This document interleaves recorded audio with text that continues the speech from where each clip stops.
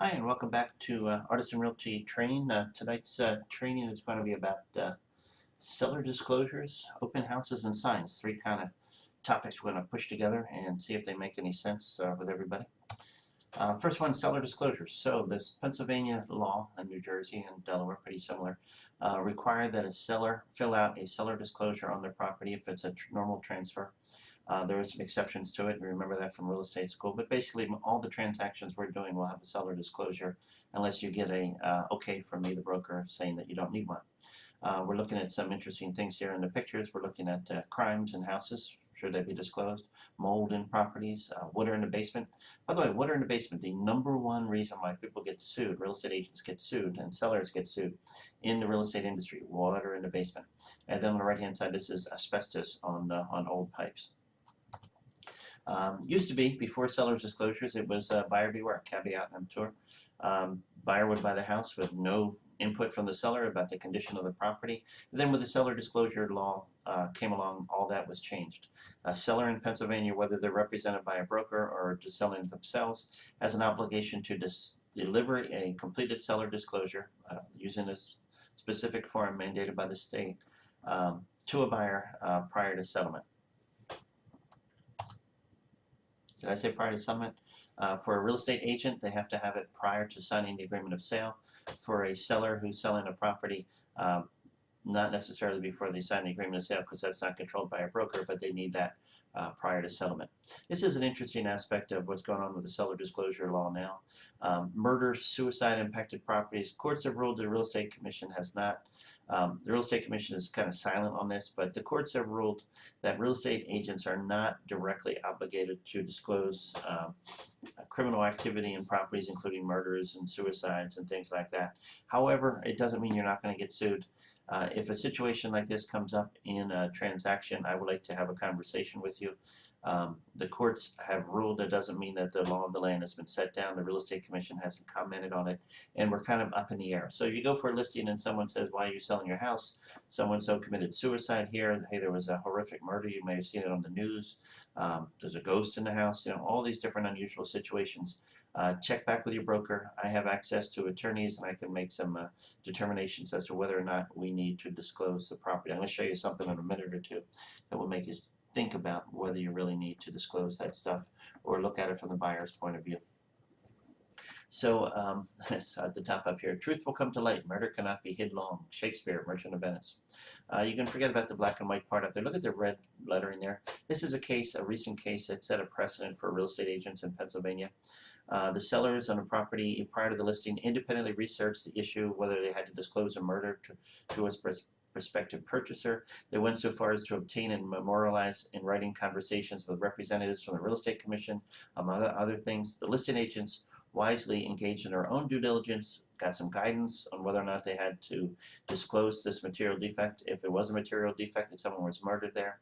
In the end, they determined that they legally did not have to disclose it. They didn't disclose it. The buyers bought the house without knowing there was a murder there. The next door neighbor immediately told them, hey, did you know there was a murder in your house? And the buyer of the property flipped out. Sued everybody involved, and then the courts came back and they said, they made it clear the doctrine of buyer beware is alive, and modern technology has only strengthened the argument for a buyer's duty to do its own due diligence. In the age of the internet, the modern home buyer has a powerful tool to uncover a notorious history of a house or a neighborhood. So the realtors got off the hook and they won the case. In real estate, winning the case means you only paid $50, $100, $200,000 in legal fees to find out that you're the winner. Doesn't sound like a winner to me. My dad used to tell me when we were in the real estate business together that we want to wake up and first see if we can sell a house, second see if we can do it without getting sued. So this was a loss for the real estate people involved. The ideal situation is to never get sued because you've worked this out and determined that what the best path is, not only for your client but also for you, the real estate company, so you don't get sued. In similar situations like this, having been given conflicting information from attorneys and owners and different things like that about a murder that occurred in a house, I chose to disclose that to a renter rather than not disclosing it. And I agree the law said I didn't have to, but I looked at the situation and I said, who's going to sue me? If the seller sues me because I disclosed a fact, they have to then go to court and prove that I violated my real estate ethics and I did something that wasn't proper. And I don't think that would be a problem. If I chose not to disclose it, then the buyer can sue me for all of their damages. Can't sleep, had to move twice, real big mess. I went with the little mess, not the big mess. That's why I get to be the broker. I get to make those fun decisions. So what are material defects? Leaky sink faucet, water in the basement, old carpeting, bed bugs, knob and tube wiring, past mice infestation, maybe a mile from an EPA cleanup site, 17-year-old fiberglass roof, small sinkhole close to an airport, airport landing pattern. Lower Delaware County has that. Oil tank in a rear yard, house was hit by lightning. Interesting. I would pick a couple of those. Let me just take a couple. One, knob and tube wiring, people consider that a defect. Bed bugs, people consider that a defect. Mice, any infestation of any pest, people want to know about it. 1 mile from an EPA cleanup site. The courts have held that we have to disclose things that are on site, not off site, so you're probably okay there. But again, let's think about it. Will I get sued? Maybe you want to disclose it because you got nothing to lose by disclosing it. 17-year-old fiberglass roof. Some people it's a defect, some people it's not. Noisy neighbors, many police complaints. That's a tough one, right? That's one I'd be talking to the attorneys about. Small sinkhole in yard, absolutely defective. Close to new airport landing pattern, definitely a material defect, definitely off-site, definitely something that could be involved in a class action lawsuit somewhere down the road. For example, the properties in Stonehurst, Delaware County today, down in Essington, are in the future going to suffer larger planes flying lower, lots more noise, and I think if I was a buyer, I would want to know about it. Oil tank, absolutely a potential defect. House was hit by lightning, you could argue that two ways, right? Hey, it got hit by lightning, maybe it's up high and it happens a lot, or the second one is it won't get hit twice because lightning doesn't strike twice, supposedly. Future, it's gonna, there's a whole history of properties that could be documented that isn't being documented. The insurance industry, through their computer system, document everything that ever happened on a property, but they keep that private. They don't make it public for lots of reasons and implications that don't help realtors. But maybe when you buy a house, it's gonna be like a Carfax report someday. You never really know. I certainly think there's a market for people who want to know what's wrong with the house in the past. Okay, second topic here, open houses. So an open house is always a great way to sell houses, at least in market properties, but I'm going to give you a couple new thoughts on it, hopefully. 1983 open houses were, people didn't know anything about the properties. They would circle an ad, 3-bedroom, 2-bath, nice yard, FP/OE. You have to learn all the abbreviations. There was never a photograph. There was just an ad in the paper. People would circle it, and they would go out looking at houses because that was the only way to find out what houses were going for without having to surrender yourself to a real estate agent. Now open houses are on the website. So when you take a listing in Trend and put it into multiple listing service, you can click a box and put in that there's an open house, and that's going to show up on Realtor.com, Zillow, Trulia, all the different sites out there. So you really don't have to place ads in newspapers. The open houses will find the buyers, and people can search by open houses. And if you think about it, if I'm going to go look for houses on the weekend, searching by an open house would move your listing to a front section of the search, and you're much more likely to have people come and walk through the properties. There's also apps on phones now that find open houses. Lots of push marketing that goes out. Smart agents are getting a list of the open houses that weekend and sending them out to their active buyers ahead of time, and just saying, hey, don't forget to sign in with my name. Tell them you're working with Dan Burney at Artisan Realty. That kind of a thing. Here's an example of if I went into Realtor.com in this particular scenario. In Drexel Hill, what are the open houses? Well, here's 4 houses that someone can go look at this weekend. They don't have to make an appointment. They don't have to meet agents. It's a lot simpler and more convenient and friendly for the buyers to do that. So having an open house has some unique advantages. It moves your house to the forefront of all the houses being marketed in a certain area. The buyers today are different than buyers years ago who would be circling the ads in a newspaper. They know all this stuff in the left-hand side. The price, the history, the crime, the interior photos, the satellite pictures, consumer comments, neighborhood rankings, school rankings. They get a pre-approval online. They're savvy. And when they come to an open house, they're much more likely to buy the house than they were years ago because they've already done their research and already determined that they like the house. Now they're going just to confirm what they saw online, and probably they're going for a very unique reason to buy the house. Wow, what a great thing, right? There's a whole bunch of different new mortgage and new marketing companies are coming out there to try to show houses by video, and certainly YouTube is a great place to put properties up so people could walk through them and inspect them. And of course, there's a Google Glass where people could walk through and basically mimic how someone sees the property. There's a big, interesting future of open houses where I could see people really deciding that they like a house and are going to buy a house well before they actually step through the front door with the new technology that's out there. So that's the future. Here's my idea of a naked open house. So let me paint a picture of a non-naked open house, call it a clothed open house. You're going to be in the property. You're going to try to get the person's name and address. You're going to give them a brochure. You're going to talk to them. You're going to bother them. You're going to get in their face.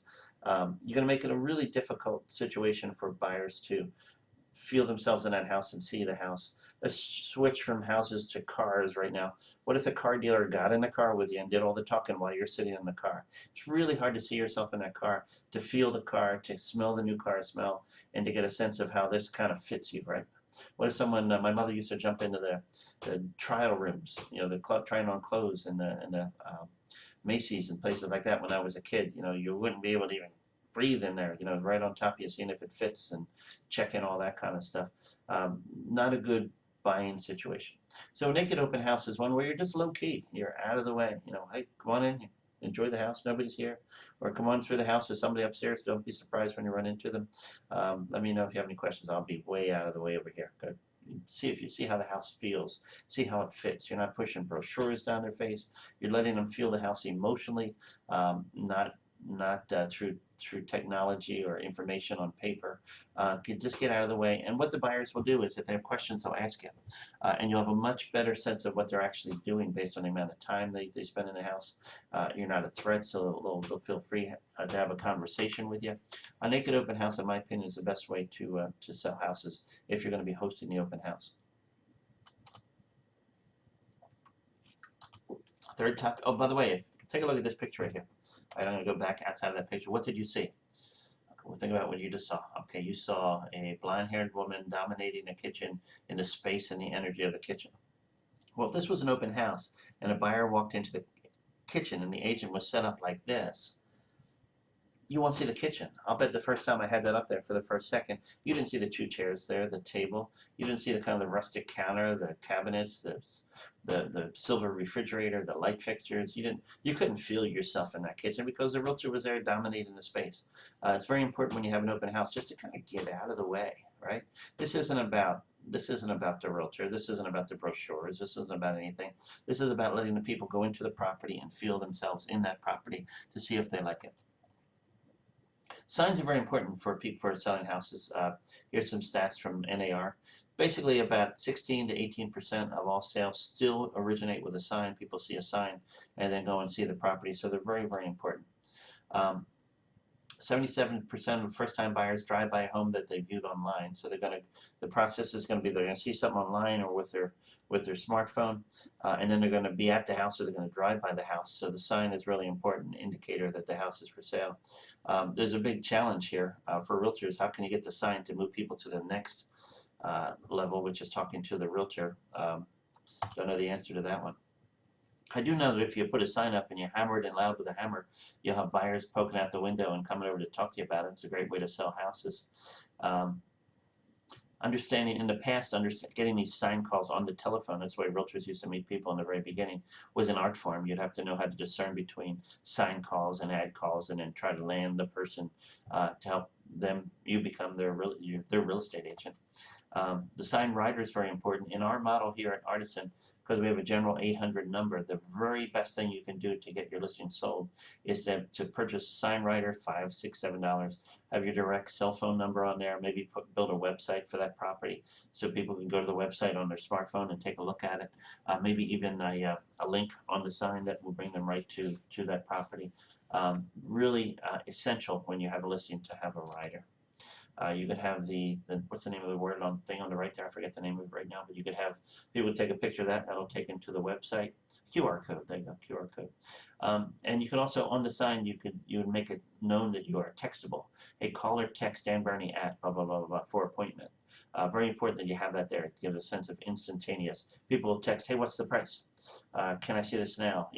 Things that you really want to hear from buyers. So the sign and the smartphones has changed the way that people hunt for houses. Newspapers are gone. The internet, to a degree, Realtor.com and Zillow through the through the desktop computer is minimal. 60, 70, 80% of the inquiries now are coming in directly from the smartphone. People can take a picture of a house, people can find the house, and that's the way they're viewing the house, that's the way they're determining if they want to buy that house, and that's the way they're making an appointment for the house. If you're buying leads from a Zillow, Trulia kind of company, you want to make sure that you buy mobile leads, because that will get the people who are at the house ready to buy and they like what they see, as opposed to the people who are at the desktop who haven't driven past the house yet and seen the house. The mobile leads are way better than the desktop leads. I'm going to leave that alone for a second. That's it.